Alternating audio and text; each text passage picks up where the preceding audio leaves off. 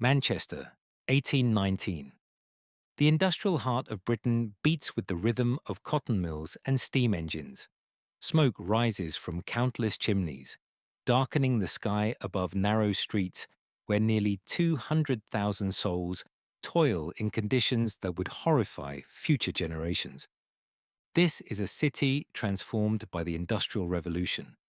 Vast textile factories dominate the landscape, their machines thundering day and night. Workers labor 14 hours daily for wages that barely sustain life, while factory owners amass unprecedented fortunes. Yet despite Manchester's growing importance, its citizens have no voice in Parliament. Not a single member represents this booming metropolis, while tiny, depopulated villages send two. This glaring injustice fuels growing discontent among the working classes. The Corn Laws compound their misery. These tariffs keep grain prices artificially high, protecting wealthy landowners while bread becomes a luxury for factory workers. Families go hungry as their children's wages disappear into the baker's till. In cramped cellars and overcrowded tenements, Manchester's workers discuss radical ideas: parliamentary reform, universal suffrage, the repeal of the Corn Laws, words that terrify the magistrates and mill owners who profit from the current system. The spectre of the French Revolution still haunts Britain's ruling class. Just 25 years have passed since the Terror, since guillotines ran red in Paris. Any gathering of common people sparks fear of similar bloodshed on English soil. Throughout the summer of 1819, reformist groups organise across Lancashire. They plan a great meeting, a peaceful demonstration to petition for parliamentary representation. The location chosen is St. Peter's Field, an open space near the heart of Manchester. Henry Hunt, a charismatic orator known as the Radical Champion, agrees to speak. His reputation draws crowds across northern England. Local magistrates watch these preparations with mounting alarm, convinced revolution is brewing beneath Manchester's smoky skies. The magistrates convene in secret, debating how to respond. Should they ban the meeting outright and risk appearing tyrannical, or allow it to proceed and potentially lose control? They choose a third path, one that will end in catastrophe. Military forces are quietly mobilized. The Manchester and Salford Yeomanry, a cavalry unit of local businessmen and merchants. The 15th Hussars, professional soldiers, the Cheshire Volunteers.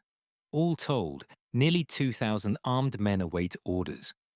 August 16th dawns bright and clear.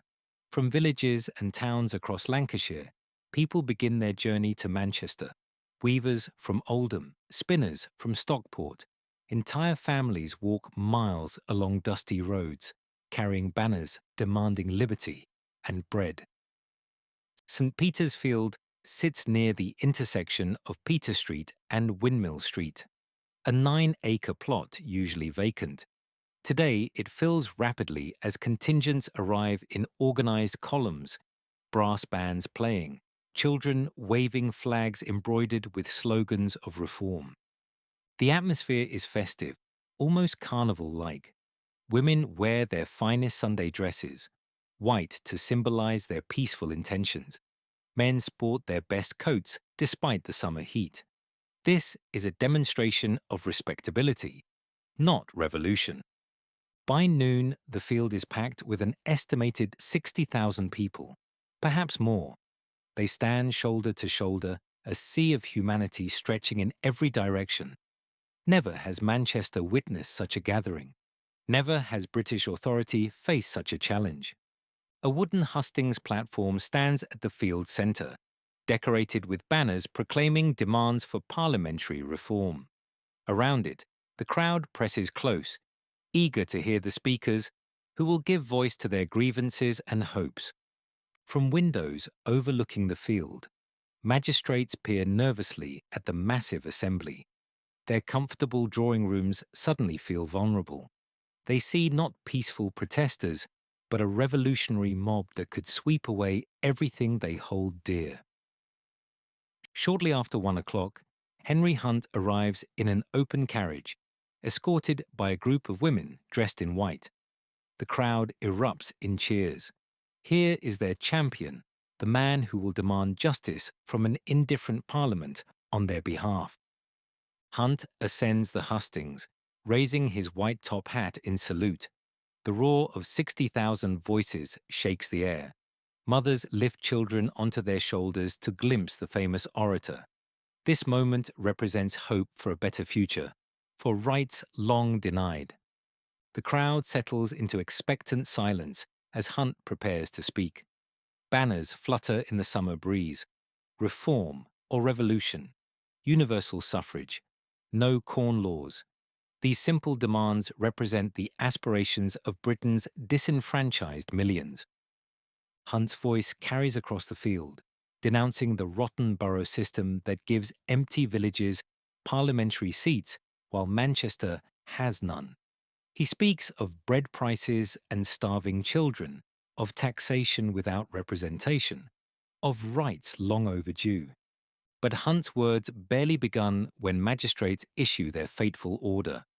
Arrest Henry Hunt, disperse the crowd, do whatever is necessary to restore order. The die is cast.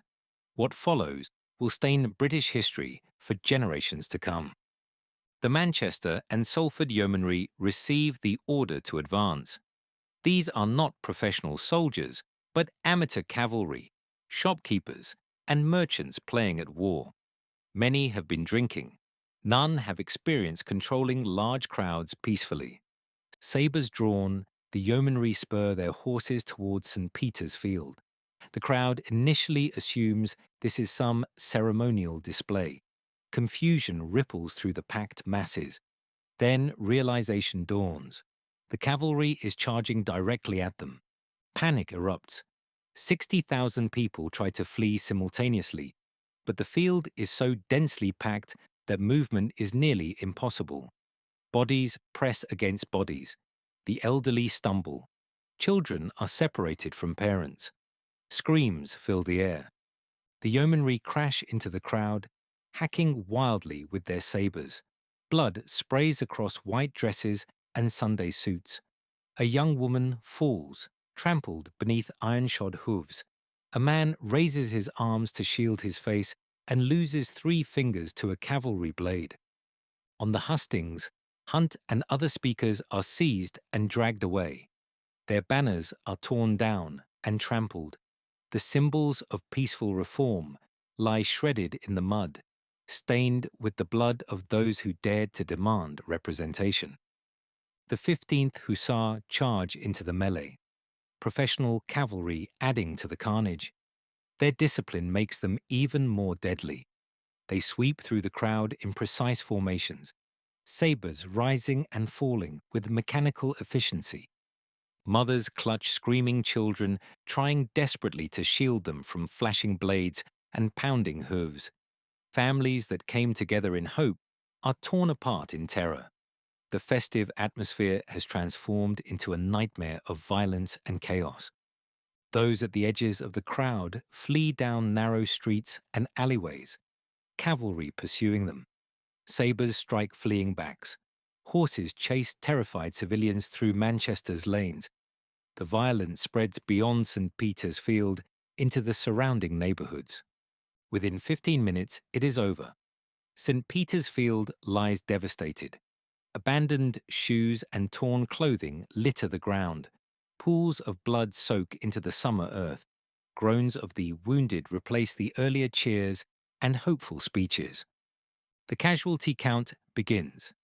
15 dead or dying, including a 2-year-old child crushed in the stampede. Over 600 injured by sabres, trampling, or the desperate crush of the fleeing crowd. Among them are women and children who came seeking only their rights. Survivors carry the wounded to nearby houses and makeshift hospitals. Surgeons work through the night, treating sabre wounds and broken bones. Many injuries are severe. Some victims will bear the scars, both physical and psychological, for the rest of their lives. News of the massacre spreads across Britain with shocking speed. Newspapers carry detailed accounts of cavalry charging peaceful protesters. The nation recoils in horror. British soldiers attacking British citizens demanding basic rights? It seems incomprehensible. Someone coins the term Peterloo, a bitter mockery of Waterloo, where British cavalry had triumphed over Napoleon just 4 years earlier. This time, British cavalry charged their own unarmed countrymen. The name captures the event's tragic irony perfectly. The government's response stuns reformers. Rather than condemning the magistrates, the Prince Regent congratulates them for preserving order. Parliament passes repressive 6 acts, restricting public meetings and freedom of the press. Repression intensifies. Yet Peterloo achieves the opposite of its intended effect. Instead of crushing the reform movement, the massacre energizes it. Across Britain, outrage grows.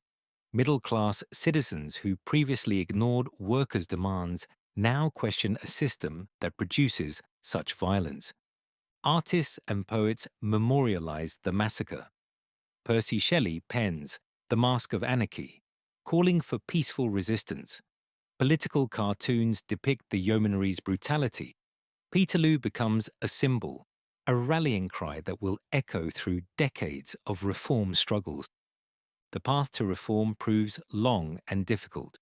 The Great Reform Act of 1832 extends voting rights, though still limited. Chartist movements in the following decades continue demanding universal suffrage. Each step forward honors Peterloo's victims. St. Peter's Field itself disappears beneath Manchester's expanding streets. The Free Trade Hall later rises on part of the site, an ironic monument given the Corn Laws the protesters opposed. Today, modern buildings occupy the space where blood once soaked the earth. In 2019, 2 centuries after the massacre, a permanent memorial is finally unveiled near the original site. The Peterloo Memorial features concentric circles radiating from a central point, representing both the crowd's peaceful assembly and the violence that shattered it.